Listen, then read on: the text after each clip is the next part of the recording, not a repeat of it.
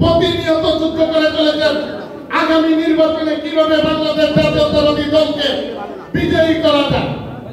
এখন আমাদের সময় সকল সংগঠন, বাংলাদেশ জাতীয়তাবাদী দলের যত সংগঠন আছে সকলে কাঁধে কাঁধ মিলিয়ে, হাতে হাত মিলিয়ে, সকল অপকর্ম থেকে দূরে থেকে, সন্ত্রাসী কার্যকলাপ থেকে দূরে থেকে এই দেশের জনগণের পাশে দাঁড়িয়ে জনগণের আস্থা অর্জন করে আগামী নির্বাচনে যেন আমরা জনগণের ভোট দিয়ে বাংলাদেশ জাতীয়তাবাদী দল দেশকে তারেক রহমানের নেতৃত্বে বিপুল বিজয় নিয়ে আমরা ক্ষমতায় আসতে পারি, সেই লক্ষ্যে কাজ করাই হলো আমাদের প্রতিটি নেতা কর্মীর উদ্দেশ্য হওয়া উচিত। আরেকটি কথা আমি আপনাদের বলতে চাই, আমরা জানি আমরা যারা জেল কেটেছি, আমি বিশ্বাস করি যারা বিএনপি রাজনীতির সাথে জড়িত ছিল, পদ থাকুক বা না থাকুক, প্রত্যেকটি নেতা কর্মীদের জেলে যাওয়ার অভিজ্ঞতা হয়েছে। প্রত্যেকটি নেতা কর্মী এই অবৈধ সরকারের বিরুদ্ধে মামলার আসামি হয়েছে।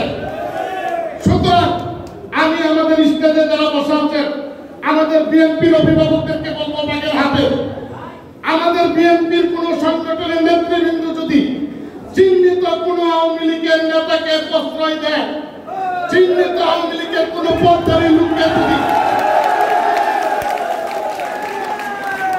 চিহ্নিত কোন আওয়ামী লীগের সন্ত্রাসীদেরকে যদি লালন পালন করে, সেইটা হবে দেশ নেত্রী বেগম খালেদা জিয়া এবং তারেক রহমানের সাথে বিশ্বাসঘাতকতা।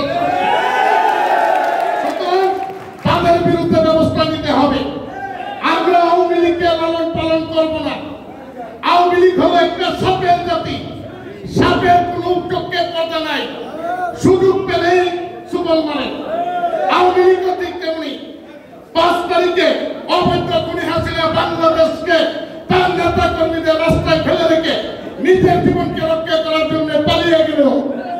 তার যে দূষণরা এই বাংলাদেশে অবস্থান করছে, তার যে সাপের বাচ্চাগুলো বাংলাদেশে আছে, আপনারা দেখেছেন বিভিন্ন সময় বিভিন্নভাবে বাংলাদেশকে অস্থিতিশীল করার লক্ষ্যে কাজ করে যাচ্ছে।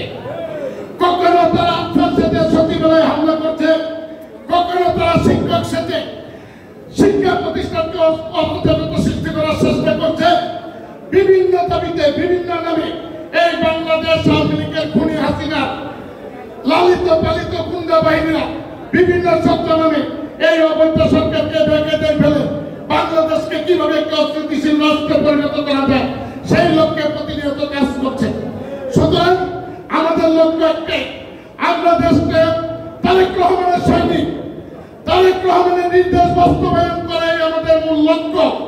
সুতরাং দেশকে তারেক রহমান চান, তার দলের প্রতিটি নেতা কর্মী বাংলাদেশের সাধারণ ব্যবসায়ীদের পাশে থাকবে, জনগণের পাশে থাকবে, জনগণের দাবি পুরা করবে, জনগণের মন জয় করে জাতীয়তাবাদী দল সকল মানুষের মনিকটায় বসবাস করবে। এই লক্ষ্যে আপনারা সকলে কাজ করবেন এবং আগামী দিনে বাগেরহাট জেলা শ্রমিক দল বাংলাদেশের একটি অন্যতম জেলা শ্রমিক দল হিসেবে প্রতিষ্ঠাভাবে এই আশাবাদ ব্যক্ত করে আপনাদের সকলকে আন্তরিক অভিনন্দন এবং শুভেচ্ছা জানিয়ে আমি আমার এই সংক্ষিপ্ত বক্তব্য শেষ করছি।